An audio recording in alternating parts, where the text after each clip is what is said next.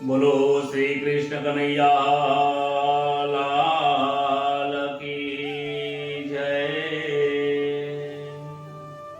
द्वारिकाधीश की जय। भगवत भगवान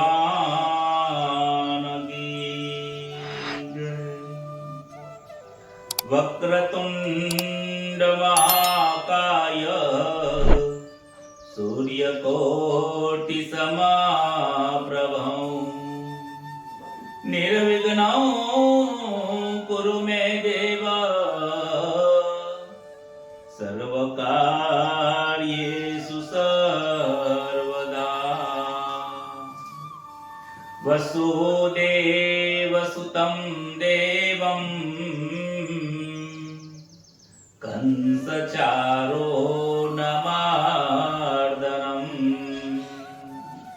देवके परमानन्दम् कृष्णं वन्दे जगद्गुरुं। कृष्णं वन्दे जगद्गुरुं।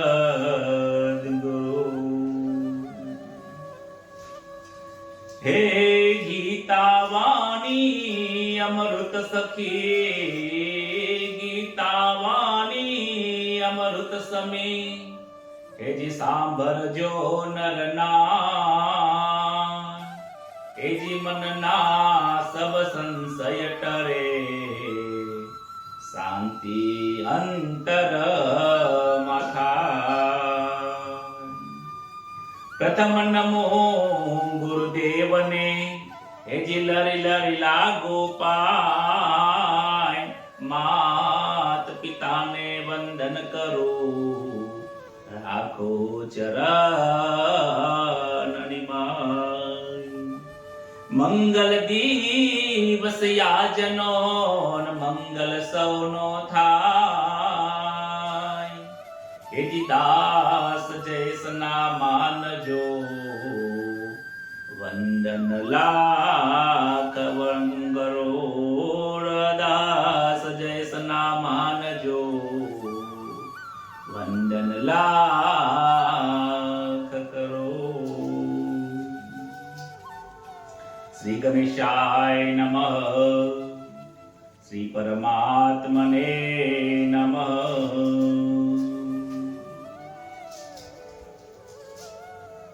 परम पवित्र श्रीमद भगवत गीता એટલી પુણ્યદાયિની કલ્યાણકારી જે માર્ગ છે, જે આ સંસાર રૂપી સાગરમાં ભગવાન પરમાત્માને દર્શન કરવાનું ઉત્તમ સાધન છે। આ જીવ અનેક યોનિમાં 84 લાખ યોનિમાં ફરતો ફરતો ફરતો આજે આ મનુષ્ય યોનિમાં આવ્યો છે।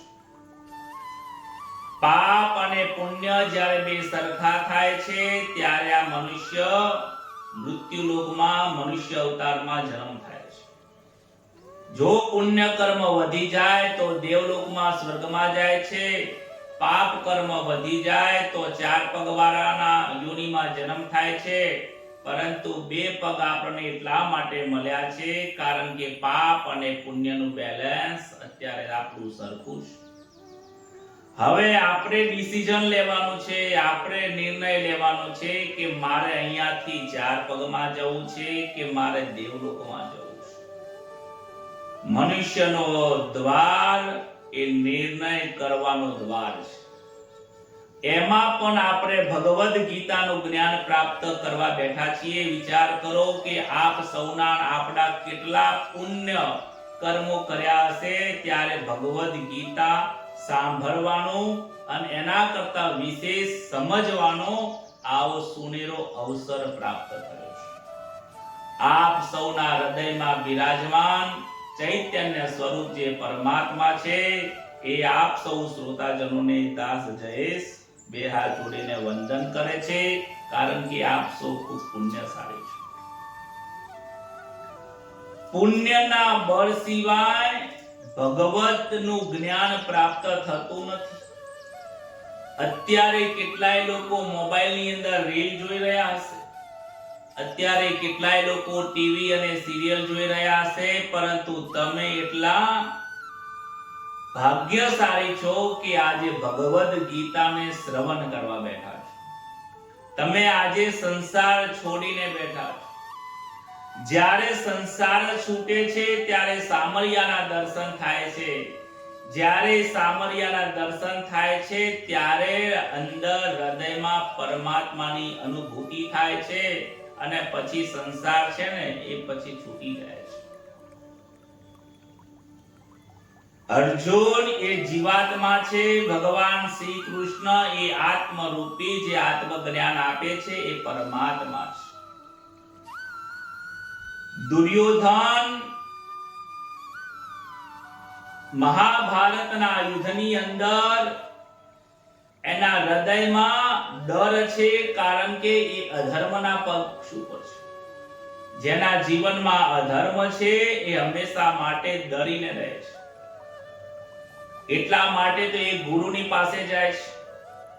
જ્યારે શ્રી કૃષ્ણ અને અર્જુન આ બંને જણા જ્યારે રથ વચમાં ઉભો રાખ્યો છે શ્રી કૃષ્ણએ, ત્યારે અર્જુન કોઈની પાસે જતા નથી. અર્જુનની પાસે નિડરતા છે, કારણ કે ધર્મ અને સત્યનો એમની પાસે શક્તિ છે. જેની પાસે ધર્મ છે, સત્ય છે, દયા છે, તપ છે, પવિત્રતા, આ ચાર પાયા જેના જીવનમાં મજબૂત છે એનો ધર્મ મજબૂત છે. જેના જીવનમાં સત્યતા નથી, તપ નથી, એટલે સહનશીલ નથી કરી શકતો, પવિત્રતા નથી, દયા નથી હૃદયમાં, એ ધર્મનું આચરણ કરી શકતો નથી, એ ધર્મનું પાલન કરી શકતો નથી. જે પ્રમાણે આપણે ગઈકાલે જોયું હતું કે ધૃતરાષ્ટ્રના મનમાં ભેદ રહેલો છે. મામકા પાંડવા નિશ્ચય એવું કહે છે, મારા પુત્રો અને પાંડુના પુત્રો અમારા પુત્રો નથી કહેતો, એટલા માટે એનામાં ભેદ દેખાય છે. જ્યાં સુધી ભેદ દ્રષ્ટિ રહેશે ત્યાં સુધી પરમાત્માની પ્રાપ્તિ થવાની નથી. બોલો રાધે રાધે. ભેદ પણ ઘરમાં હોય છે, કુટુંબમાં હોય છે, બહાર હોય છે, સમાજમાં હોય છે. ભેદ છોડો ને અભેદને પકડો, એ જ આ ભગવદ ગીતાનું જ્ઞાન છે. શ્રી કૃષ્ણ આજ શીખવાડે છે. પ્રથમ અધ્યાયની અંદર અર્જુનને વિષાદ થાય છે. પરિવારના લોકોને જોઈને મોહ થાય છે. આ મોહ એમ ઉત્પન્ન થતો નથી, પરંતુ પરમાત્મા ખુદ ઉત્પન્ન કરે છે. આગળના આપણે જ્યારે શ્લોકો જોઈશું ત્યાં આપણને દેખાશે. અને એ ઉત્પન્ન કરવાની પાછળ બહુ મોટો ઉદ્દેશ્ય રહેલો છે. ગઈકાલે જે આપણે કથામાં જોયું, જીવનમાં ક્યારે ભેદ રાખશો નહીં અને ધર્મના રસ્તે ચાલો. દુર્યોધન અધર્મના માર્ગે જાય છે.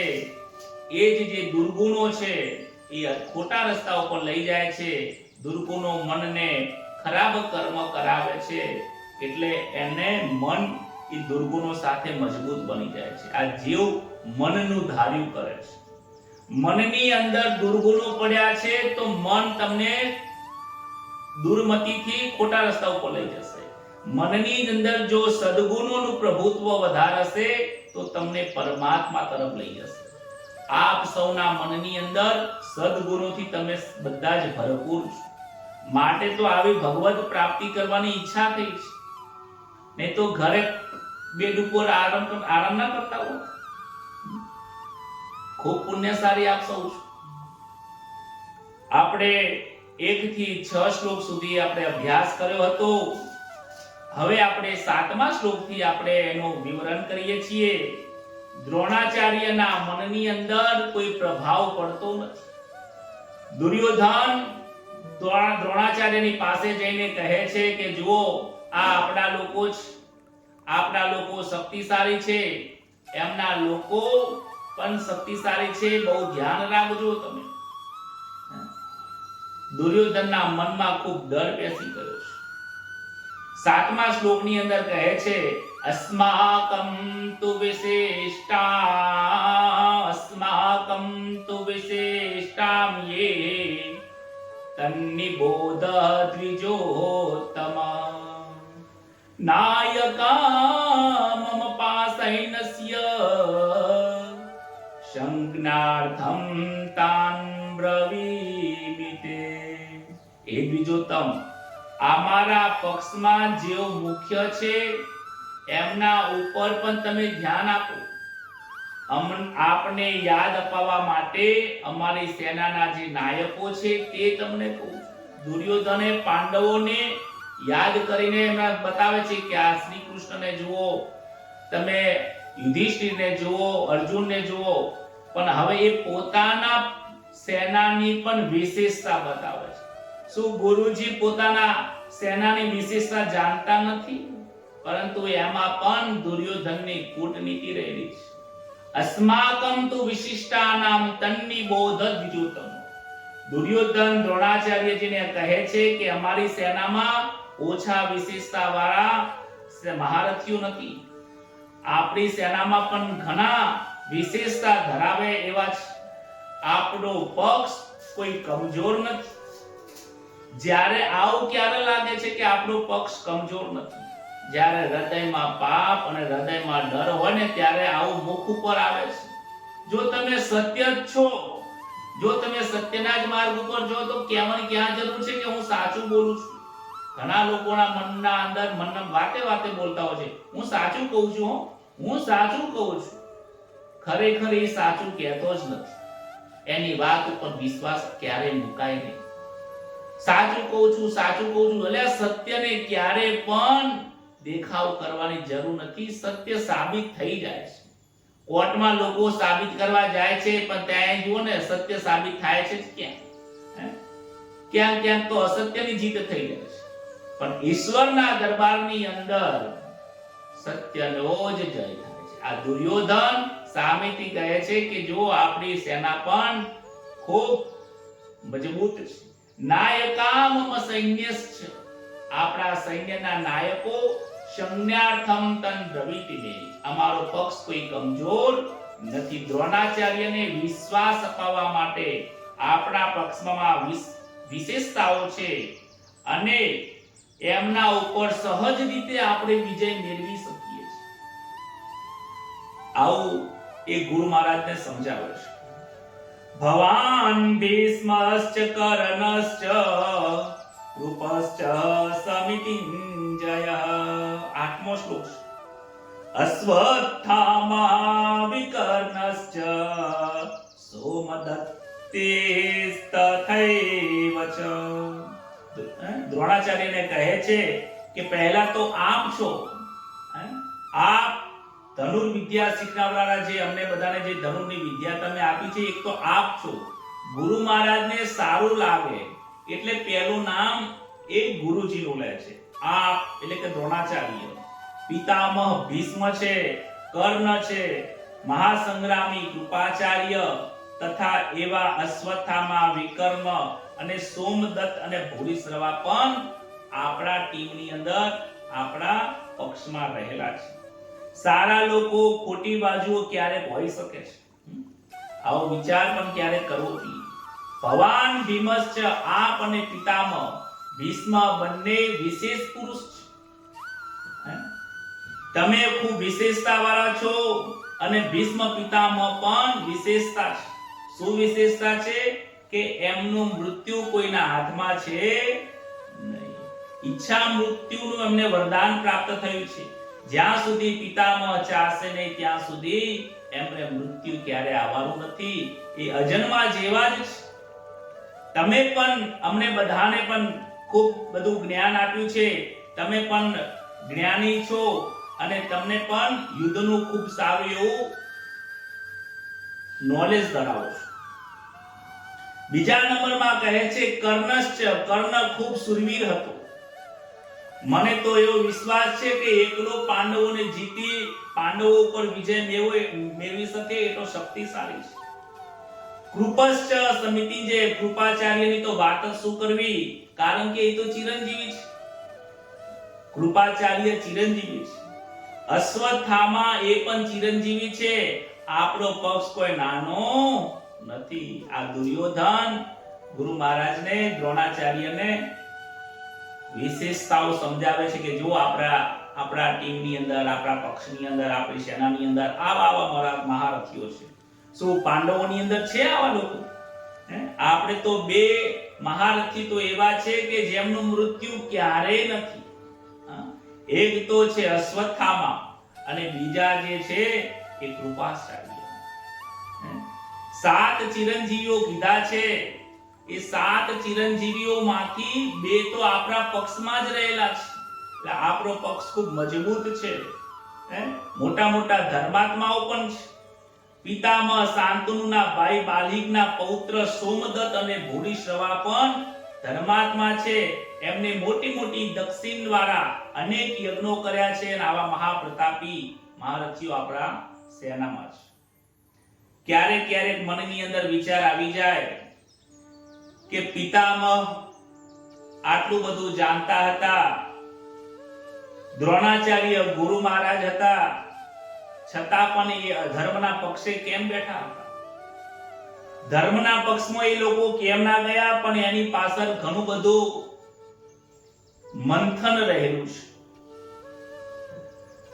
થોડો વિચાર કરીએ તો પિતામહ જે હતા એ એમની માતાને અને પિતાને વચન આપીને બેઠા હતા કે જ્યાં સુધી મારા હૃદયમાં, મારા શરીરમાં પ્રાણ છે ત્યાં સુધી હું આ રાજ્યનું સંરક્ષણ કરીશ. આ રાજ્યની સેવા કરવી એ મારો પ્રથમ ધર્મ છે. આ રાજ્યનું રક્ષણ કરવું એ મારો ધર્મ રહેશે. આવું વચનથી શાંતનુ રાજાથી અને એમના માતાથી બંધાયેલા. ભગવાન શ્રી કૃષ્ણ જ્યારે પિતામહ સૈયા ઉપર સૂઈ રહ્યા હતા ત્યારે પ્રશ્ન પૂછ્યો હતો કે હે પિતામહ, કે તમે આટલા ધર્મિષ્ઠ હતા તો આ ધર્મના માર્ગે કેમ ઊભા હતા? તમે પાંડવોના ભેગું કેમ ના ઊભા રહ્યા? ત્યારે પિતામહ ખૂબ સુંદર જવાબ આપે છે કે હે કૃષ્ણ, હે પ્રભુ, કોણ કહે છે કે હું અધર્મના માર્ગ ઉપર હતો? કોણ કહે છે હું અધર્મના માર્ગ ઉપર હતો? હું તો ધર્મના પક્ષમાં જ હતો. કારણ કે મારું દેહ જે છે એ અધર્મના એટલે દુર્યોધનની જોડે ઊભું હતું. પણ જ્યારે હું યુદ્ધ કરતો હતો ત્યારે ધર્મથી યુદ્ધ કરતો હતો. જયસ્તુ પાંડુ પુત્રાનામ, એટલે કે જે પાંડુના પુત્રો ધર્મના માર્ગે ચાલી રહ્યા છે, જ્યાં ધર્મ છે ત્યાં જય થવો જોઈએ. મારા એક એક બાણ ઉપર ધર્મની જય થાય એવા મંત્રોથી હું બાણ છોડતો હતો. તમારો દેહ ક્યાં છે એ ઇમ્પોર્ટન્ટ નથી, તમારું મન ક્યાં છે એ વધારે ઇમ્પોર્ટન્ટ છે.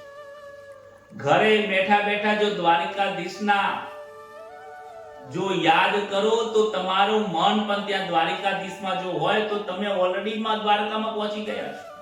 પણ દ્વારકામાં બેઠા હોય, હોટલોમાં બેઠા હોય અને હારા ખોટા કર્મો થતા હોય તો સમજવાનું કે હજી પણ તમે નરકમાં જ બેઠા છો.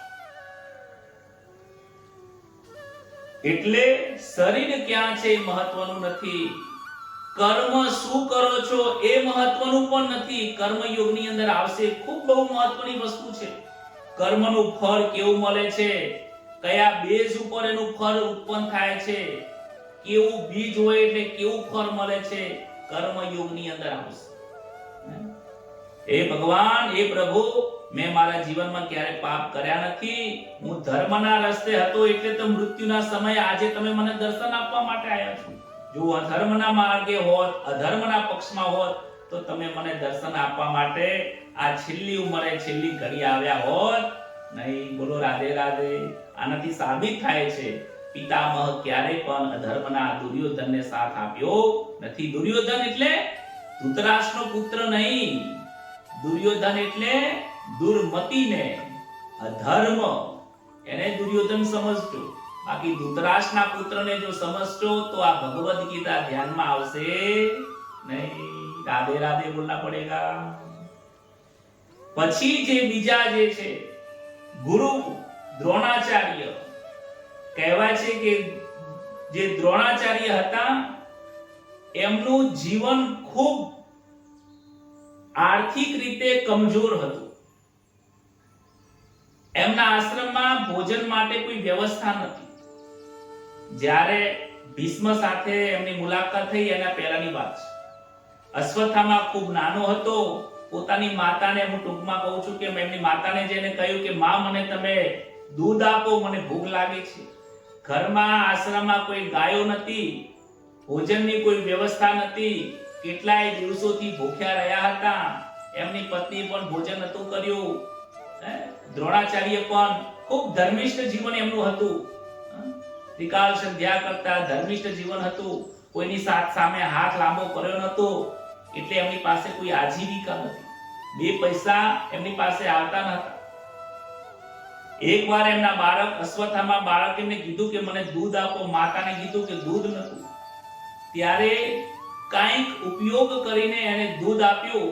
એટલે બાળક ખૂબ ખુશ થઈ ગયો અને પોતાના પિતાને કહ્યું કે પિતાજી આજ તો મને માતાએ દૂધ આપ્યું. દ્રોણાચાર્ય વિચાર કરવા લાગે, ઘરમાં દૂધ નથી, ક્યાંથી આ લાયા હશે દૂધ? આશ્રમની અંદર જઈને પૂછે, પોતાના ધર્મપત્નીને કહે છે, દેવી કે તમે બાળકને અશ્વત્થામાને દૂધ આપ્યું? કે હા, દૂધ આપ્યું. તો કેવી રીતે આપ્યું? હતું તો નહીં ઘરમાં. તો અશ્વત્થામા બહાર રમવા ગયો હતો. ત્યારે કહે છે કે બાજુના ખેતરમાં ઘઉં હતા.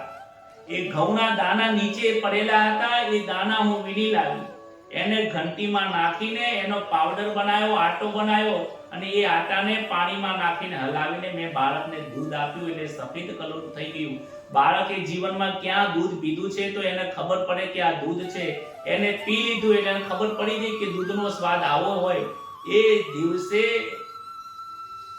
જે ગુરુ દ્રોણાચાર્ય છે એમને ખૂબ દુઃખ લાગે છે કે મારી પાસે આટલું જ્ઞાન છે, શું એ જ્ઞાન હું મારા બાળકનું ભરણ પોષણ પર શું એને હું દૂધ પણ નથી પીલાઈ શકતો? ત્યારે પિતામહ સાથે એમની મુલાકાત થાય છે અને પિતામહના જે પુત્રો છે, ધૃતરાષ્ટ્રના જે પુત્રો છે, પાંડુના પુત્રો છે, એમને અભ્યાસ કરાવવા માટે એક આશ્રમ બનાવીને આપે છે અને એમના જ પુત્રોને અભ્યાસ કરાવે છે અને એના બદલામાં એમને 2 પૈસા આપે છે. એમની આજીવિકા ચાલુ છે. હવે અહીંયાથી શીખવાનું એ થાય છે કે જ્યાં તમારી આજીવિકા ચાલતી હોય તો તમારો ધર્મ છે કે તમારે એમના પક્ષે ઊભું રહેવું પડે. ગુરુજી બધું જ જાણે છે, ધર્મ શું છે, અધર્મ શું છે, બધું જાણે છે. દુર્યોધન વારંવાર અહીંયા સમજાવે છે. પ્રથમ અધ્યાયની અંદર દ્રોણાચાર્યની પાસે દુર્યોધન જઈને ગુરુજીના મનમાં અનેક પ્રકારના કૂટનીતિ ભરી રહ્યો છે.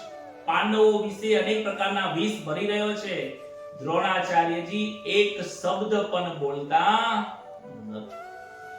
આ ગુરુની શક્તિ છે. ગુરુમાં ક્યારે ભેદ હોતો નથી. ગુરુ દેહથી આ અધર્મના રસ્તે ઊભા હતા કારણ કે એમનું ખાધેલું છે, પરંતુ મનથી એમના બાણોની અંદર એમના પાછળ વિચારવાની જે શક્તિ છે, એમનો જે ઉદ્દેશ્ય છે, હંમેશા માટે ધર્મનો જય થાય એવું જ એ ચાલ્યા છે. બાકી અશ્વત્થામા અને જે કૃપાચાર્ય છે એ 7 ચિરંજીવીમાં કીધું છે કે અશ્વત્થામા બલિર્વ્યાસો, અશ્વત્થામા, બલિરાજા, વ્યાસ, હનુમાંશ, વિભીષણ, કૃપાચાર્ય અને પરશુરામ, આ 7 લોકો આજે પણ આ પૃથ્વી પર ચિરંજીવી છે. સપ્તેતાન સ્મરે નિત્યમ માર્કંડેય, યથાષ્ટમ માર્કંડેય ઋષિ પણ આજે પણ હયાત છે, આ પૃથ્વી ઉપર છે, જેમને યાદ કરવાથી આ 7 ચિરંજીવી, 8 ચિરંજીવીઓને યાદ કરવાથી ગમે તેવા પણ શરીરમાં રોગ હોય તો એ રોગ દૂર થઈ જાય છે અને 100 વર્ષનું આયુષ્ય પ્રાપ્ત થાય છે. કહે છે આગળના શ્લોકમાં, અન્યે ચ બહવઃ અસુરા મદરથે ત્યક્ત જીવિતા નાના શસ્ત્ર પ્રહરણા સર્વે યુદ્ધ વિશારદા. હજુ પણ કૂટનીતિ ભરીને કહે છે કે અન્ય જે બહવાસુરા, એના કરતા પણ બીજા અન્ય પણ એવા સુરવીરો આપણા પક્ષની અંદર છે. મદરથે ત્યક્ત જીવિતા, એમને મારા માટે, મદરથે મારા માટે, ત્યક્ત જીવિતા, એમને પોતાનું જીવન પણ બલિદાન આપવા માટે, મારા માટે એવો અહીંયા આવ્યા છે. નાના શસ્ત્ર પ્રહાર, નાના એટલે કોઈ નાનું નહીં, નાના એટલે અનેક પ્રકારના મોટા મોટા શસ્ત્રોમાં પારંગત છે. સર્વે યુદ્ધ વિશારદા, જે અનેક શસ્ત્રો ચલાવવામાં જે વિશારદ છે, જે પારંગત છે, વિશારદ છે, જેમને પૂરેપૂરું જ્ઞાન છે, એ બધા જ બુદ્ધિમાં કુશળ એ મારા પક્ષમાં આવેલો છે. વિશારદા, યુદ્ધ વિશારદા, જે લોકો મેં નામ લીધા છે બધા જ લોકો વિશારદ છે. વિશારદ એ શું છે? એ એક પદવી છે. જેમ કહીએ છીએ ને કે 1008 મંડલેશ્વર, એમની પદવી છે. 108 મંડલેશ્વર કહેવાય છે, 1008 મંડલેશ્વર કહેવાય છે. પછી અમારા જ્યોતિષમાં પણ પદવીઓ છે કે શરૂઆતમાં જ્યોતિષનું જ્ઞાન હોય તો જ્યોતિષ જ્ઞાતા કહે છે. પછી થોડા આચાર્ય બને, જ્યોતિષ આચાર્ય બને છે. પછી જ્યોતિષ ભૂષણ બને છે. છેલ્લી પદવી પછી જ્યોતિષ વિશારદ કહે છે કે જેમાં પૂર્ણ જ્ઞાન એમને પ્રાપ્ત કરી દીધું. એટલા માટે અહીંયા વિશારદ શબ્દ વાપરે છે કે આપણી પાસે જે પણ રાજાઓ આવ્યા છે એ બધા લોકો પણ વિશારદ છે. દુર્યોધનની વાત સાંભળીને દ્રોણાચાર્ય હજુ પણ કંઈ બોલતા નથી. એટલે એની ચાલાકી હજી સુધી ચાલતી નથી. માટે હવે આગળના શ્લોકની અંદર હજુ પણ કંઈ દ્રોણાચાર્યને મનની અંદર કંઈક ભરવા માટે, કંઈક ખરાબ વિચારો ભરવા માટે, પાંડવો પ્રત્યે કંઈક વેરભાવ ઉત્પન્ન થાય. કારણ કે આવું ગુરુજીના મનમાં થશે તો જ ગુરુજી બાણ ચલાવશે, તો જ યુદ્ધ કરશે, આવો એ વિચારી રહ્યો છે. 9મો જે શ્લોક છે અન્ય ચ બહવ, એમાંથી આપણને પ્રાપ્ત થાય છે કે દેહમાં દુર્ગુણો વધારે હોય તો જોર કરે છે, દેહનો નાશ કરે છે. આ દેહની અંદર દુર્ગુણો જ્યારે વધારે હોય, દુર્યોધન જેવા 100 પુત્રો જ્યારે હૃદયની અંદર આ શરીરમાં ભરાઈ જાય ને, દુર્ગુણો ખૂબ થઈ જાય ને, ત્યારે આ દેહનો નાશ થઈ જાય છે. મીરાબાઈ, સંત તુકારામ, આ બધા જે મહાન સંતો, સાચા સંતો થઈ ગયા છે, એમનામાં કોઈ દુર્ગુણ નથી, એમનામાં સદગુણોથી ભરેલું છે. માટે એમનું શરીર દિવ્ય થઈ ગયું હતું. દિવ્ય શરીર જ્યારે થાય છે ત્યારે સદેહે પરમાત્માની પ્રાપ્તિ થાય છે. સદેહે મીરાબાઈ ભગવાનમાં મળી ગયા. કેમ? કારણ કે દુર્ગુણ બધા જ નીકળી ગયા હતા અને સદગુણોથી ભંડાર ભરેલો હતો. એટલા માટે નરસિંહ મહેતાનું કાર્ય કરવા માટે વિચાર કરો, પરમાત્મા ખુદ આવ્યા હતા. આ નાની કોઈ વાત નથી ભાઈ. પરમાત્મા પૃથ્વી ઉપર કામ કરવા આવે, સકુબાઈના ઘરના કામ કરવા માટે આવે, બોલાયા વગર વિદુરજીના ઘેર ભોજન કરવા જાય. અરે એ વખતે તો ભગવાન હતા અને વિદુરજીના ઘરે ગયા હતા. મીરાબાઈ, તુકારામ, આ વખતે તો ક્યાં પૃથ્વી ઉપર ભગવાન હતા કે ભગવાન એમના ઘરે જાય. છતાં પણ વિચાર કરો, એક ક્ષણ માટે વિચાર કરો, કેવા સદગુણોથી ભક્તિ કરી હશે, કેવા પાંડવો એમના હૃદયની અંદર ભર્યા છે, સદગુણોથી જીવન વિતાવ્યું છે, સત્યના માર્ગ ઉપર ચાલ્યા છે, કેટલું સહન કર્યું છે જ્યાં આપણી બુદ્ધિ પહોંચી શકતી નથી. પરમાત્મા ખુદ એમના ઘરે આવ્યા છે. કેટલો ભગવાન ઉપર વિશ્વાસ હશે, એ વિશ્વાસ શક્તિ અહીંયા બતાવે છે. 10મા શ્લોકની અંદર દુર્યોધન કહે છે અપર્યાપ્તમ તદ સમાકમ. ખૂબ સરસ મજાનો શ્લોક છે, સમજવા જેવું છે. આ શ્લોકમાંથી જીવનમાં ખૂબ ઉતરી શકે છે. અપર્યાપ્તમ તદ સમાકમ બલમ ભીષ્માભિરક્ષિતમ. અપર્યાપ્તમ ત્વિદમેતેષાં બલમ ભીમાભિરક્ષિતમ. આજે આ 10મા શ્લોક બોલીને એ સાબિત દુર્યોધન કરે છે કે એને આજે ડર લાગી રહ્યો છે, અધર્મને ડર લાગે છે ભાઈ. કેમ? અપર્યાપ્તમ તદસ્માકમ કહે છે કે આપણી પાસે 18 અક્ષોની સંખ્યા છે, છતાં પણ આજે દુર્યોધનને પોતાની સંખ્યા વધારે હોવા છતાં પણ એને અપર્યાપ્ત લાગે છે, એને ડર લાગે છે, કહે છે કે અમારી સેના પાંડવો ઉપર વિજય મેળવવા માટે પૂરતી છે, જ્યારે એમની સેના ઓલરેડી વધારે છે, 1100 ની સંખ્યા છે, અસમર્થ છે. કેમ કે બંનેનું ભલું ઈચ્છનારા ભીષ્મ આપણા સેનાનાયક છે. પાંડવોની સેના ઉપર વિજય મેળવવા પૂરતી છે, પાંડવો આપણી સેના ઉપર વિજય મેળવવા માટે પૂરતી છે, કારણ કે એમની સેનાનો સેનાધ્યક્ષ ભીમસેન છે. બહુ સમજવા જેવી વાત છે. આમ અપર્યાપ્તમ તદસ્માકમ બલમ ભીષ્માભિરક્ષિતમ. દુર્યોધનના મનમાં ભય છે, એટલો બધો ભય એના અંદર છે કે પાંડવોની સરખામણીએ 4 અક્ષરની સંખ્યા કૌરવોમાં વધારે છે. 11 ટોટલ 18 અક્ષરની સંખ્યા હતી. જે અક્ષરોની સંખ્યા છે એની અંદર કૌરવોની સંખ્યા વધારે છે અને પાંડવોની પાસે ઓછી અક્ષરોની સંખ્યા છે. છતાં પણ એને ડર લાગે છે કે આપણી પાસે વિશેષ લોકો હોવા છતાં પણ ડર એટલા માટે રાખે છે કે આપણા સેનાના નાયક પિતામહ ભીષ્મ છે. પિતામહ ભીષ્મ એમને અર્જુન ઉપર વિશેષ પ્રેમ છે. પિતામહ ભીષ્મ એ ભગવાન શ્રી કૃષ્ણને આરાધ્ય માને છે.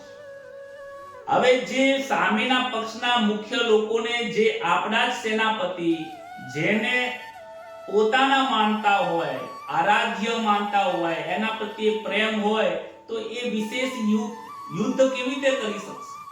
માટે મારા સેનાના જે સેનાધ્યક્ષ છે એ કમજોર દેખાય છે, મનમાંથી એને કમજોર લાગે છે. અને પાંડવોની સેના ઓછી હોવા છતાં પણ એને પર્યાપ્ત લાગે છે કે આપણા ઉપર જીતી જશે, કારણ કે એમના સેનાનો અધ્યક્ષ ભીમ છે. આમ જોવા જઈએ તો સેનાનો અધ્યક્ષ ભીમસેન નતા, ધૃષ્ટદ્યુમ્ન હતા, પણ દુર્યોધન અહીંયા ભીમસેનનું નામ આપે છે, કારણ કે ભીમસેનનો પ્રભાવ દુર્યોધનના મનમાં ખૂબ રહેલો હતો. બાળપણથી જ ભીમનો પ્રભાવ, ભીમની જે તાકાત હતી એનો દુર્યોધનને અનુભવ હતો. માટે આ શ્લોકમાં સેનાધ્યક્ષ તરીકે એ ભીમનું નામ આપે છે. અમારી સેના અપર્યાપ્ત છે, પાંડવોની સેના પર્યાપ્ત છે, આવું કહીને એનો પોતાનો ડર દેખાય છે. અધર્મ હંમેશા માટે અસુરક્ષિત દેખાય છે. આ 10મા શ્લોકનો અર્થ આવો સમજાય છે. જો તમે નોટ અને પેન લઈને બેઠા હોય તો લખજો કે દરેક એક શ્લોકમાંથી એનો અર્થ તો શું થાય એ આપણને મળી જશે, પરંતુ એમાંથી શું શીખ મળે છે ને એ ખૂબ સમજવા જેવું છે. આ 10મા શ્લોકમાંથી આપણને જાણવા મળે છે કે અધર્મ હંમેશા માટે અસુરક્ષિત હોય છે, સત્ય હંમેશા માટે સુરક્ષિત હોય છે. અર્જુને આવો શબ્દ નથી વાપર્યો. હે કૃષ્ણ, જુઓ ને એમની તો કેટલી બધી અક્ષરોની સંખ્યા છે, આપણને તો ખૂબ ડર લાગે છે, એવું અર્જુન નથી બોલ્યો. દુર્યોધનને ડર લાગે, કારણ કે દુર્યોધન અધર્મના રથ ઉપર બેઠો છે, અધર્મના રૂપી જીવન એ જીવી રહ્યો છે. માટે એને ક્યારે પણ સુરક્ષિત મહેસૂસ થતું નથી. કહીએ છીએ આપણે ગુજરાતીમાં પણ કહેવાય છે કે ચોરના પગ કાચા, ચોરના પગ કાચા. જે ખોટા રસ્તે ચાલતો હશે ને એના પગ ઉપરથી પોલીસ વાળા પકડી ગયો, આંખો ઉપરથી પોલીસ વાળા પકડી જાય, ભાઈ આ ખોટો છે. સત્ય કોણ છે, અસત્ય કોણ છે, પોલીસ વાળા બહુ સારી રીતે ઓળખી જાય. પછી એમને શું કરવું શું ના કરવું બે નંબરની વસ્તુ છે, પરંતુ પારક સત્ય એમનામાં હોય છે. એટલા માટે સત્ય ક્યારે છુપાઈ શકતું નથી. 11મા શ્લોકની અંદર દુર્યોધન પિતામહ ભીષ્મને પ્રસન્ન કરવા માટે પોતાની સેનાના બધા મહારથીઓને સંબોધીને કહે છે, અયનેષુ ચ સર્વેષુ યથા ભાગમવસ્થિતા ભીષ્મેવાભિરક્ષિતઃ રક્ષંતો ભવંતઃ સર્વ એવ હિ. એનો અર્થ થાય છે આપ સગરે સગરા લોકો મારા મોરચાઓ ઉપર પોતપોતાની જગ્યાએ સ્થિર અને દ્રઢતાથી ઊભા રહેજો. પિતામહ ભીષ્મનું ચારે બાજુથી રક્ષણ કરજો.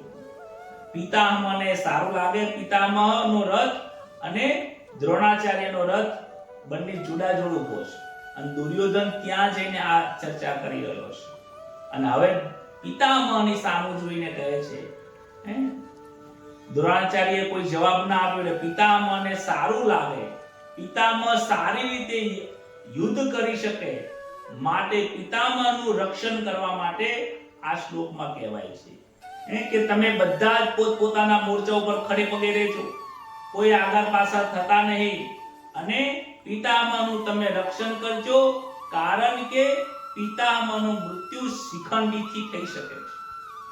એને એ ડર રહે છે કે જો શિખંડી આવશે તો પિતામહ પોતાના બાણ નીચે મૂકી દેશે. ભીષ્મનું બધી બાજુ તું રક્ષણ કરજો એમ કહી દુર્યોધન ભીષ્મને અંદર ખાને પોતાના પક્ષમાં લાવવાનો પ્રયત્ન કરી રહ્યો છે. આ દુર્યોધનના મનની અંદર કહે છે કે શિખંડી એમની સામે જો આવી જશે તો ભીષ્મ પોતાના શસ્ત્ર મૂકી દેશે, કારણ કે શિખંડી પૂર્વ જન્મમાં એક સ્ત્રી હતો અને આ જન્મમાં પ્રથમ તે સ્ત્રી હતી પરંતુ એના બાદ તે સ્ત્રીમાંથી પુરુષ બન્યો. પરંતુ ભીષ્મ જે છે એ શિખંડીને પુરુષ બનવા છતાં પણ પુરુષ ધારતા નથી, એને સ્ત્રી તરીકે જ માને છે.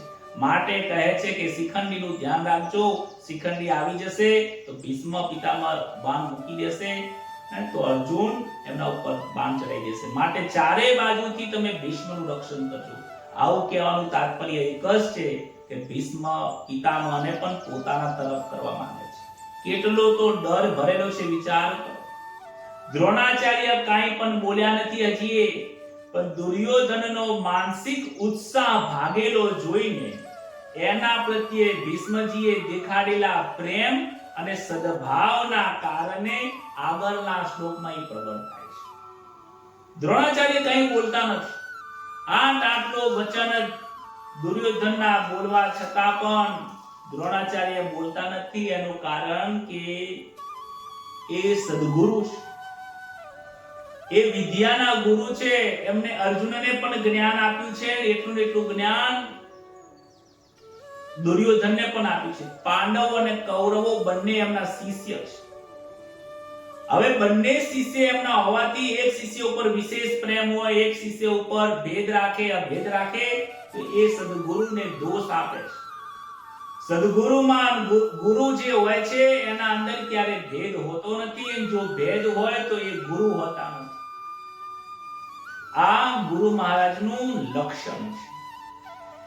એટલે દ્રોણાચાર્ય અહીંયા મૌન ધારણ કરે છે, કાંઈ પણ બોલતા નથી, કોઈ જવાબ આપતા નથી.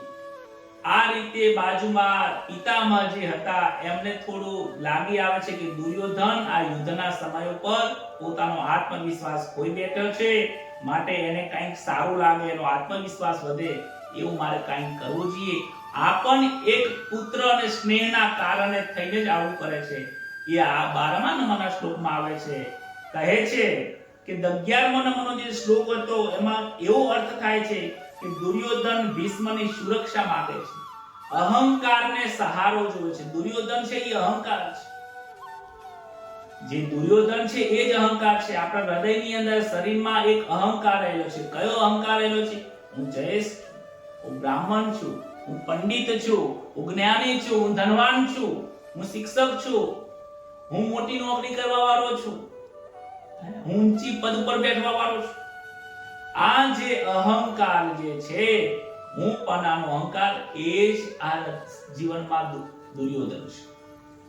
અને આ અહંકારને ડર લાગે છે, સહારાની જરૂર પડે છે. આપણે ક્યારેક કહીએ છીએ કે ભાઈ તમે 5 માણસ ઉભા રહીને સામે કેજો હો તમે, એટલે હું એકલો બોલીશ ને તો મારી વાતનો પ્રભાવ નહીં પડે, પણ તમે પણ મારી વાતને ટેકો આપજો. જો તમે આવું બધું સમાજમાં સાંભળ્યું છે, મારી વાતને તમે ટેકો આપજો. કેમ આવું કેવું પડે છે? કારણ કે એની વાતમાં દમ નથી, ડરપોક છે. અહંકાર હંમેશા માટે એને સહારાની જરૂર પડે છે, અને સત્યને ક્યારે સહારાની જરૂર પડતી નથી. સત્ય જ કોકનો સહારો બની શકે છે. સત્ય બીજાનો સહારો બને છે. અહંકાર હંમેશા માટે અસુરક્ષિત હોય છે. આ જીવ પણ અસુરક્ષિત મહેસૂસ થાય છે જ્યારે થોડો સત્સંગ કરે છે ને, સત્સંગમાં જાય છે ત્યારે થોડું જ્ઞાન પ્રાપ્ત થાય છે. આ ભગવદ ગીતા સાંભળીએ ત્યારે આપણને થોડું એવું લાગે છે કે મેં અત્યાર સુધીમાં જે પૈસા કમાયો, નોકરી કરી, ધંધો કર્યો, જે બધું કર્યું, આ બધું મારું અહીંયા જ રહી જવાનું છે. સાચું જ્ઞાન મને અહીંયાથી પ્રાપ્ત થવાનું છે. અને આ સાંભળ્યા પછી, આ જ્ઞાન પ્રાપ્ત કર્યા પછી હૃદયની અંદર આત્મવિશ્વાસ વધે છે. પછી એમ લાગે છે કે હવે મારે કોઈની જરૂર નથી. આ સહારો જોઈએ છે. ત્યારે કહે છે ભીષ્મ પિતામહ એને થોડો સહારો આપે છે. આત્મવિશ્વાસ દુર્યોધનનો વધે એના માટે, હર્ષ આપવા માટે એ શંખનાદ કરે છે. તસ્ય સંજય નયન હર્ષમ કુરુ વૃદ્ધ પિતામહ સિંહનાદમ વિનદ્યોશ્ચે શંખમ દદમો પ્રતાપવાન. દુર્યોધનના હૃદયમાં હર્ષ ઉત્પન્ન કરતા તસ્ય સંજય નયન હર્ષમ, એના નયનમાં હર્ષ ઉત્પન્ન થાય, એનો થોડો આત્મવિશ્વાસ વધે. દુર્યોધનને થોડો પ્રસન્ન કરવા કુરુ વૃદ્ધ પિતામહ. કુરુ વૃદ્ધ પિતામહ, અહીંયા કુરુ વૃદ્ધ શબ્દ વાપર્યો છે. કુરુ વૃદ્ધ એટલા માટે કહે છે, કુરુ વંશની અંદર જો કોઈ ઉંમરલાયક વ્યક્તિ હોય, કોઈ સૌથી મોટા પ્રતિષ્ઠિત કોઈ વ્યક્તિ હવે જો કોઈ હોય તો એ પિતામહ છે.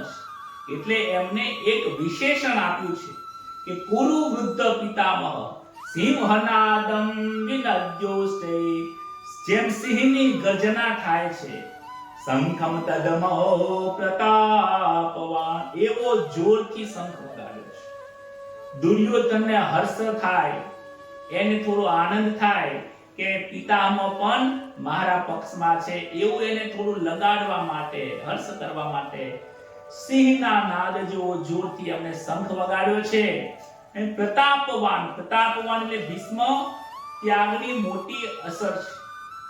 ભીષ્મ પિતામહ જેવા આજ સુધીમાં એમણે જે ત્યાગ કર્યો છે એવો કોઈ ત્યાગ નથી કર્યો. એમને કંચન કામિની હતા. કંચન કામિની કહેવામાં આવે છે કારણ કે એમને જીવનમાં ક્યારે પૈસા, કંચન એટલે કે પૈસો, ધનને એમને જીવનમાં ક્યારે સ્પર્શ નથી કર્યું. અને કામિની એટલે કે પત્ની, કોઈ સ્ત્રીનો એમને સ્પર્શ કર્યો નથી.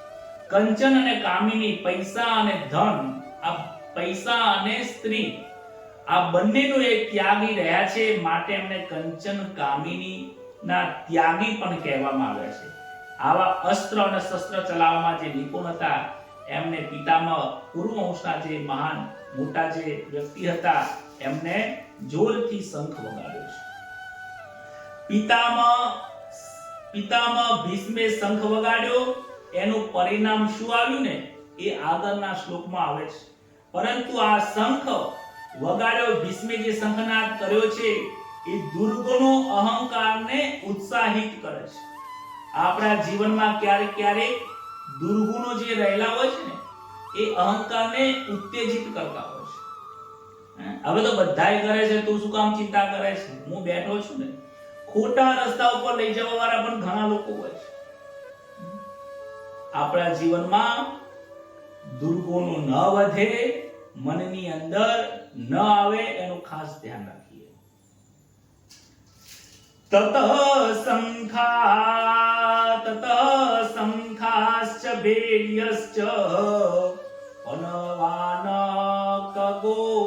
મુખા સહસૈવાભ્યહન્યંત સશબ્દસ્તુ મૂલો ભવ.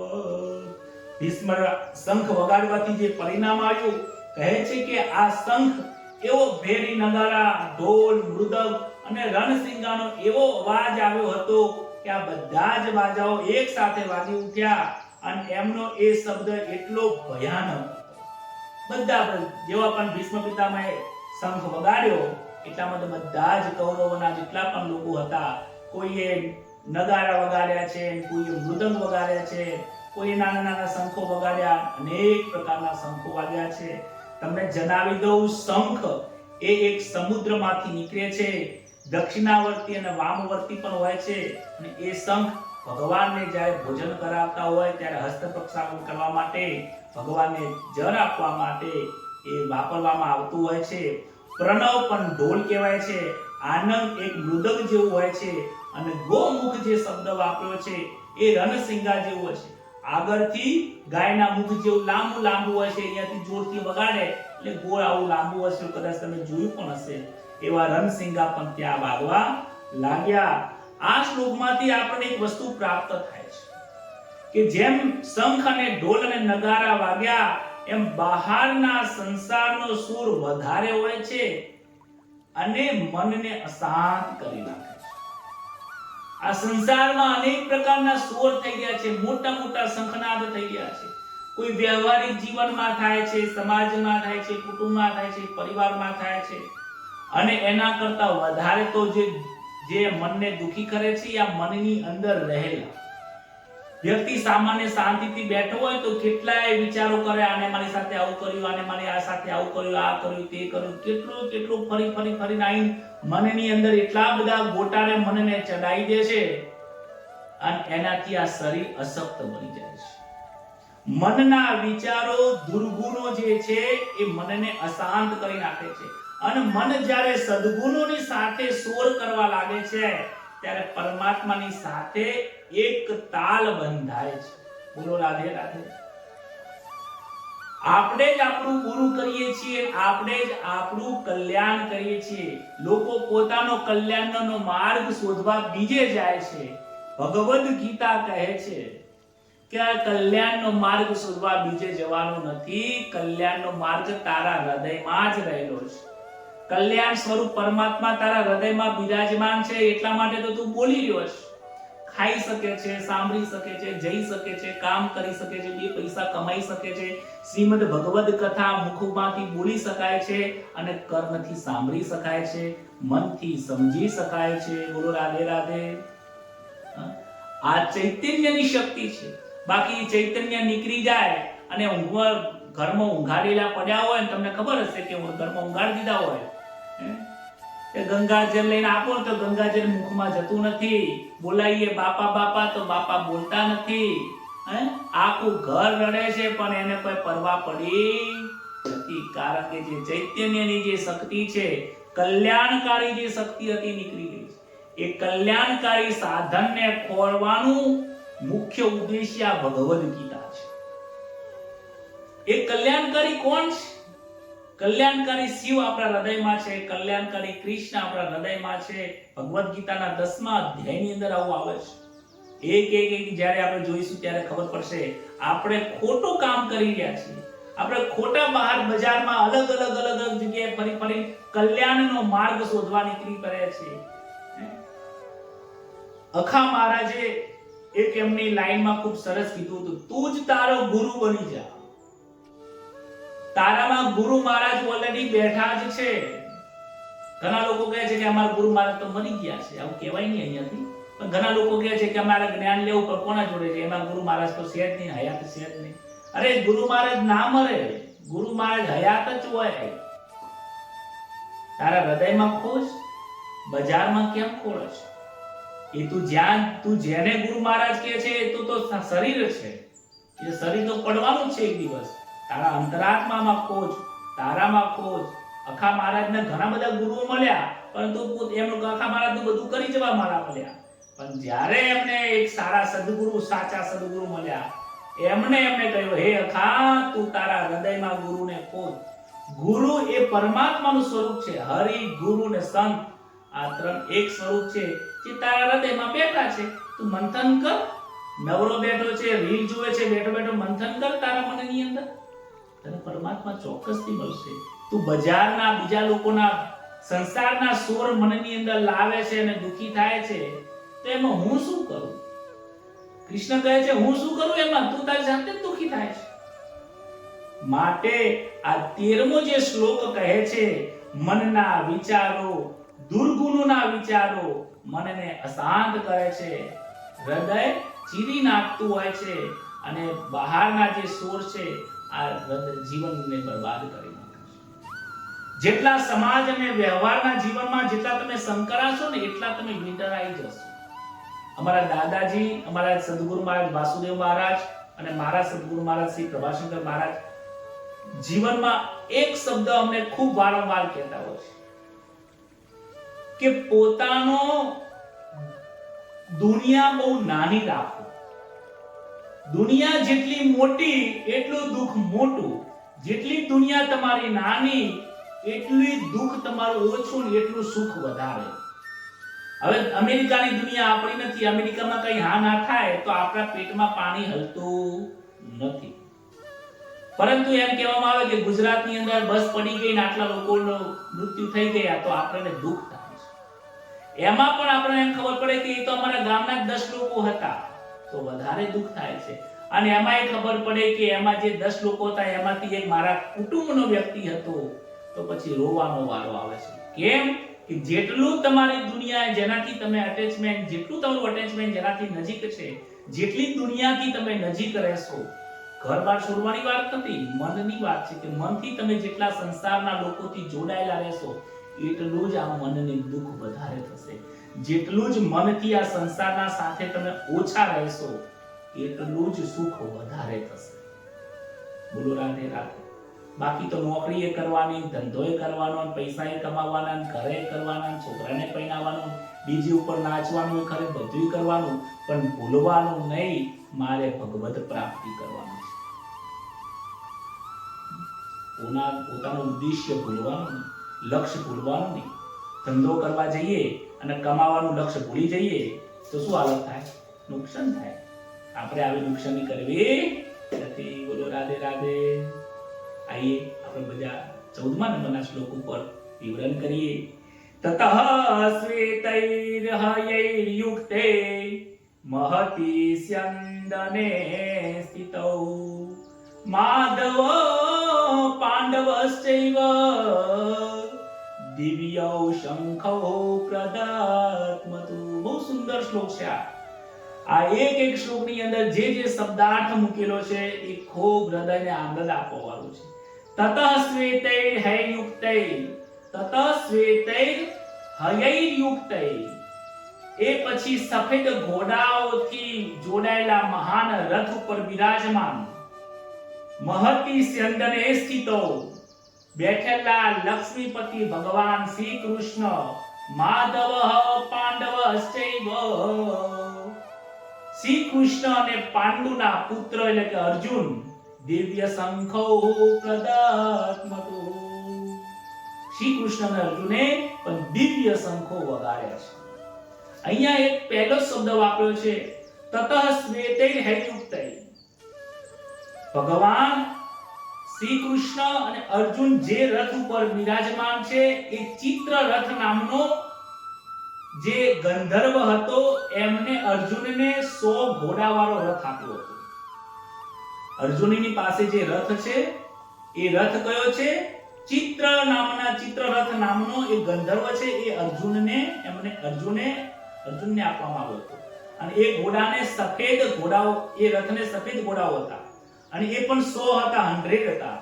અને એ 100 ઘોડામાંથી જે સુંદર અને સારી તાલીમ આપેલા જે 4 ઘોડાઓ હતા એ ઘોડા એ રથની સાથે ઘોડા લગાવીને અર્જુન એ રથની સાથે બિરાજમાન હતા.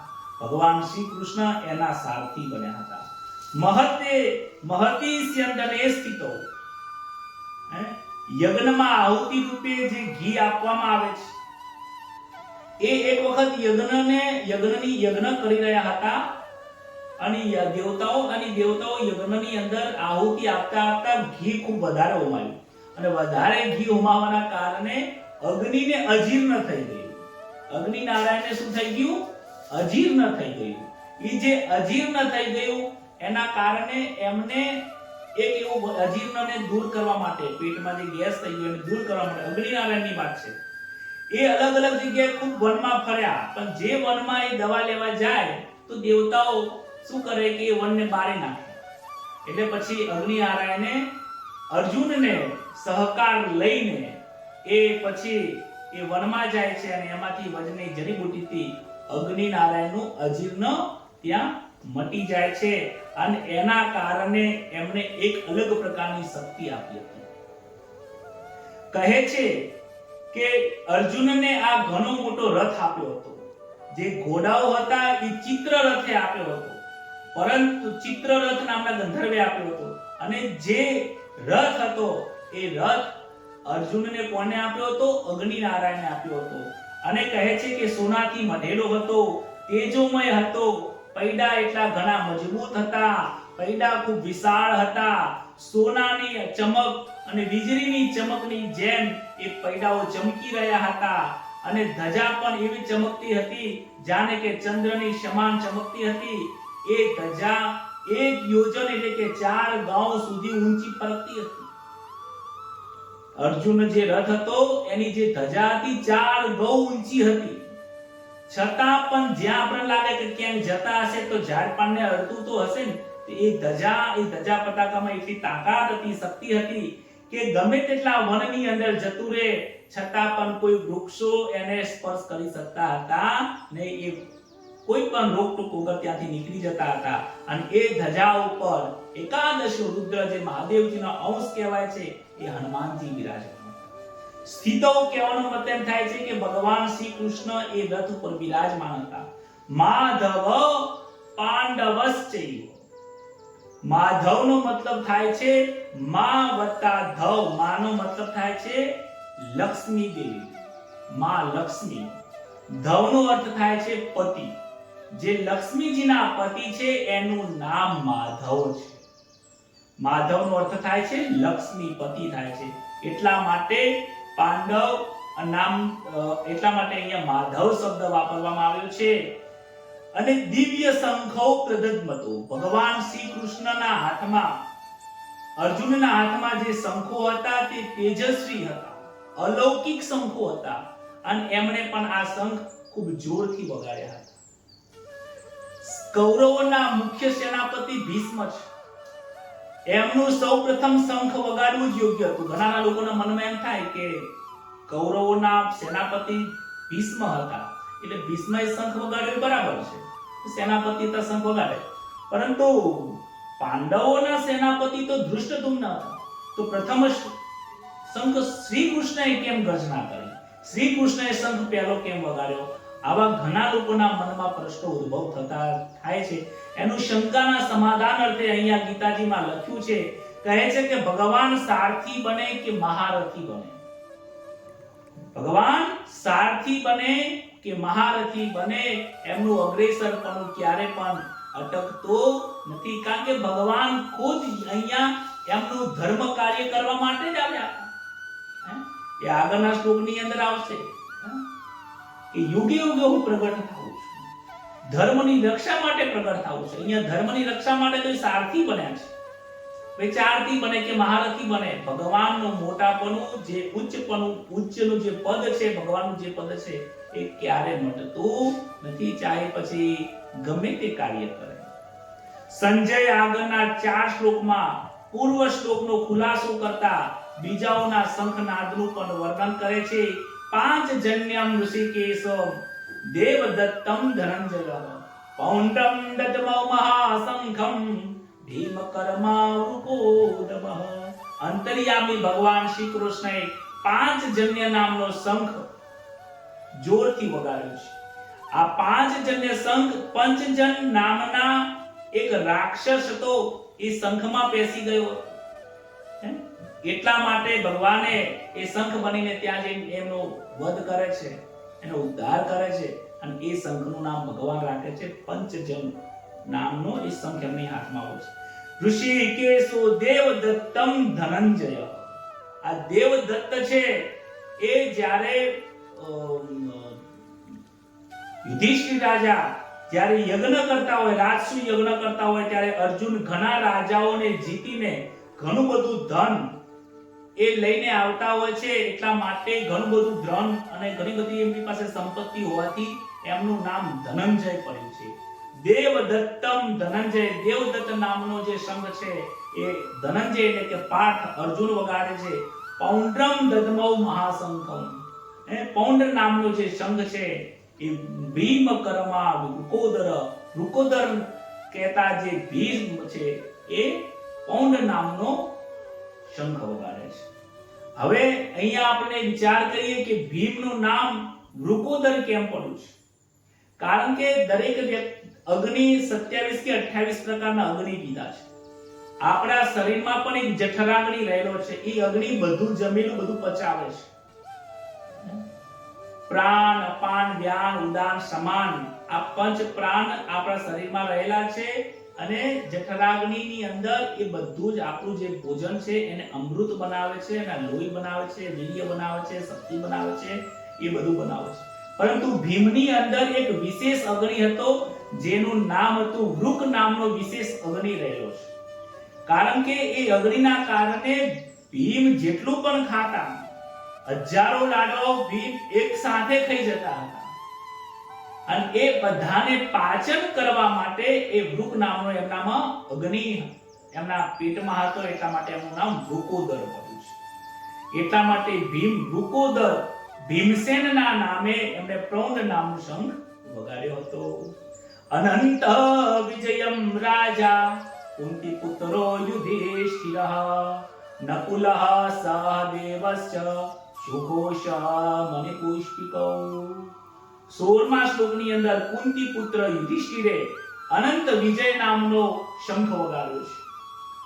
યુધિષ્ઠિર જે રાજા હતા એ સત્યવાદી હતા. એમના જીવનમાં ક્યારે એમને અસત્યનું આચરણ કર્યું નથી. જે સત્યનું આચરણ કરે છે એ જ અનંત યુગો યુગો સુધી એને લોકો યાદ કરે છે. અનંત કહેતા અનંત ભગવાનની પ્રાપ્તિ કરી શકે છે. એ જ અનંત વિજયનો શંખ વગાડી શકે છે. સત્યના રસ્તે ઉપર ચાલતા નથી એ અનંત વિજયનો શંખ વગાડી શકતા નથી. એ પ્રાપ્ત થાય છે. નકુલ અને સહદેવે પણ સુઘોષ નામનો મણિપુષ્પક નામનો એમને શંખ વગાડ્યો. આ જે શંખ એમને જે વગાડે છે એમાંથી આપણને શીખવા મળે છે. ટૂંકમાં તમને સમજાવી દઉં કે ભગવાન શ્રી કૃષ્ણ એ આત્મજ્ઞાન રૂપી શંખ છે. 5 જન્ય 5 કે જે 5 ઇન્દ્રિયોને ઉપર જેને વિજય મેળવેલો છે, જેને 5 ઇન્દ્રિયો એમના મનના અંદર જ રહેલી છે, મનથી સ્થિર છે. આપણી ઇન્દ્રિયો તો જેમ કરવું એમ કરીએ. આપણી ઇન્દ્રિયો તો સ્વતંત્ર છે. ઈશ્વરની ઇન્દ્રિયો સ્વતંત્ર નથી, એમના હાથમાં છે. અર્જુન એ એકાગ્રતાનો જે શંખ વગાડે છે એકાગ્રતાનું પ્રતીક છે. ભીમ છે એ શક્તિનું પ્રતીક છે. યુધિષ્ઠિર છે એ સત્ય અને ધર્મનો વિજયની એ પતાકા જે એ શંખ વગાડે છે. નકુલ એ પવિત્રતા, સહદેવ એ જ્ઞાન અને સદ સમજન રૂપી શંખ વગાડે છે. આ જે મેં તમને કહ્યું એકાગ્રતા, શક્તિ, ધર્મ, દયા, પવિત્રતા, જ્ઞાન, સદ સમજન આ બધા સદગુણો જ છે. આને તમે શંખ ગણો કે સદગુણો ગણો, જેનામાં આ સદગુણો છે એ જ આ શંખ વગાડીને પોતાના મનુષ્ય જન્મની અંદર એ પોતે વિજય બની શકે છે. કાશ્યશ્ચ પરમેશ્વાસ શિખંડી ચ મહારથ ધૃષ્ટદ્યુમ્નો વિરાટશ્ચ સાત્યકીશ્ચ પરાજિત દ્રુપદો દ્રૌપદેયાશ્ચ સર્વે સહ પૃથ્વીપતે સૌભદ્રશ્ચ મહાબાહો શંખાન દદમો પૃથક પૃથક. પછી કહે છે કે હે રાજન, સંજય ધૃતરાષ્ટ્રને કહે છે કે હે રાજન, શ્રેષ્ઠ ધનુષ્યવાળા કાશીરાજ મહારથી શિખંડીએ અને ધૃષ્ટદ્યુમ્ન પણ વિરાટ રાજા, અજય સાત્યકી રાજા દ્રુપદ, દ્રૌપદીના 5 પુત્રોએ પણ લાંબી ભુજાઓ વાળા સુભદ્રના પુત્ર જે અભિમન્યુ છે, આ બધાએ પણ પોતપોતાની જે દિશામાં ઊભા હતા એ અલગ અલગ દિશામાં પોતે શંખ વગાડ્યા છે. આ અહીંયા અલગ અલગ જે શંખો વગાડ્યા છે એ બધા જ પાંડુના જે પુત્રો છે, પાંડવોના જે પક્ષમાં જેટલા લોકોએ શંખ વગાડ્યા છે એ બધાના નામ અહીંયા સંજયજી ધૃતરાષ્ટ્રને એ બતાવે છે. અર્જુનનો પુત્ર અભિમન્યુ ખૂબ શૂરવીર હતો અને યુદ્ધના સમયે દ્રોણાચાર્યએ જે વ્યૂહરચના કોઠા યુદ્ધ જે બનાવ્યું હતું એ કોઠા યુદ્ધના 6 કોઠા યુદ્ધ જે છે એ બધાએ તો જીતી જાય છે અને એ છેલ્લો કોઠો જે 7મો કોઠો હતો એ પણ એ પોતે જીતી જવાના હતા, પરંતુ દુર્મતિ જેનામાં રહેલી છે, જે અધર્મી જે છે એવો દુશાસનનો પુત્ર અભિમન્યુની પાછળ આવીને મસ્તક ઉપર પ્રહાર કરીને એના મસ્તકને આખું છેદી નાખે છે. આ અધર્મના માર્ગ ઉપર ચાલવા વાળા જે લોકો છે. પાંડવોની શંખનાદને સંજયજી વર્ણન કરે છે અને એ શંખનાદનો કૌરવોના હૃદય ઉપર શું અસર થાય છે એ કહે છે. સઘોષો ધાતરાષ્ટ્રાનામ હૃદયાનિ વ્યદારત નભશ્ચ પૃથ્વીં ચૈવ તુમલો વ્યનુનાદયન. પાંડવોની સેનાના શંખનો જે ભયંકર જે નાદ થયો એના કારણે આકાશ અને પૃથ્વી પણ ગજવી નાખી છે અને અન્યાયપૂર્વક રાજ્ય હડપી લેનારા સઘોષો ધૃતરાષ્ટ્રાનામ હૃદયાનિ વ્યદારયત. જે અન્યાયપૂર્વક જે રાજ્ય જેને હડપી લીધું છે એવા દુર્યોધનના હૃદયને ચીરી નાખે એવા અવાજ થયા છે. અહીંયા જુઓ, સંજયે પણ બહુ પોતાના બુદ્ધિ વાપરીને શબ્દો વાપર્યા છે. કૌરવોએ શંખ વગાડ્યા એનું વિવરણ નથી કરતા. પાંડવોએ જે શંખ વગાડ્યા એનો પ્રભાવ દુર્યોધન ઉપર શું પડ્યો કહે છે કે એવા પાંડવોએ શંખ વગાડ્યા અને જે અન્યાયપૂર્વક એના ધૃતરાષ્ટ્રને સમજાવે છે, એના મનની અંદર સમજાય કે તમે અન્યાયપૂર્વક આ રાજ્ય પડાવી લીધું છે. ધૃતરાષ્ટ્રના હૃદયાની વિદારે, જે અન્યાયપૂર્વક જેને રાજ્ય હડપી લીધું છે એ દુર્યોધનના હૃદયને ચીરી નાખે એવા આ અવાજ શંખનો થયો છે. દુર્યોધનના પક્ષમાં 11 અક્ષોહિણી સંખ્યા હોવાનો શક્યતા નથી. આપણે એમ લાગે કે દુર્યોધન અધર્મી હતો તો બધા લોકો 11 અક્ષોહિણી સંખ્યા એમનામાં કેમ જતી રહી? 11 અક્ષોની સંખ્યા એટલા માટે એમનામાં થઈ ગઈ કે જ્યારે પાંડવોને વનવાસ આપે છે, 13મું વર્ષ, 1 વર્ષ અજ્ઞાતવાસ આપે છે, તે 13 વર્ષ દરમિયાન જે એમની રાજધાનીની જે પ્રજા છે એ યુધિષ્ઠિરને વધારે માને છે, કારણ કે એ ધર્મ રાજા હતા, ધર્મથી ન્યાય કરતા હતા. દુર્યોધનનો ન્યાય આ રાજ્યના લોકોને પસંદ નહોતો, પરંતુ દુર્યોધને પોતાની રણનીતિ બદલી દીધી છે. એને ખબર હતી કે મારે અમુક વર્ષો પછી એમની સાથે યુદ્ધ કરવું છે, સૈનિકોની ઘણી જરૂર પડશે, મારા રાજ્યના સૈનિકોની જરૂર પડશે, તો શું કરીશ? માટે એ 13 વર્ષ સુધી એ ડાયો બની જાય છે. દુર્યોધન 13 વર્ષ માટે ડાયો બની જાય છે. ડાયો એટલે કે હૃદયથી તો એ પાપી જ હોય છે, પરંતુ એમની જે પ્રજા છે એની સાથે બહુ સારો વર્તાવ કરે છે, અત્યાચાર કરવાનું બંધ કરે છે અને એ 12 વર્ષ 13 વર્ષની અંદર એ પ્રજાજનો એવું માને છે કે હવે દુર્યોધન સુધરી ગયો છે અને દુર્યોધનના રાજની અંદર અમે સુખી છીએ. માટે એની અંદર કૌરવોની જે સંખ્યા હતી એ વિશેષ હતી. આ પ્રસંગની અંદર સાવધાન થવાની બહુ જરૂર છે કે પોતાના શરીર અને મન અને વાણીથી કદી પણ અન્યાય અને અધર્મનું આચરણ ન થાય તેનું ખૂબ ધ્યાન રાખવું જોઈએ. અધર્મના આચરણથી મનુષ્યનું હૃદય કમજોર બને છે. જેમ આનું હૃદય ચીરી ગયું, હૃદય ચીરી જાય એવો અવાજ થયો. અરે ભાઈ, હૃદય શાનું ચીરી જાય? તમે યુદ્ધ કરવા માટે આવ્યા છો, આટલા પરાક્રમી છો, પરંતુ પરાક્રમી હોય તો શું થઈ ગયું? હૃદયમાં પાપ હોય, મનમાં ખોટા વિચાર હોય, શરીરથી ખોટા કુકર્મો કર્યા હોય ને ભાઈ, તો મૃત્યુના સમય ઉપર યાદ આવતું હોય છે આખી જિંદગી ખોટા કામ કર્યા હોય, મૃત્યુની જે અવસ્થા છે ને એ યુદ્ધની જ અવસ્થા છે.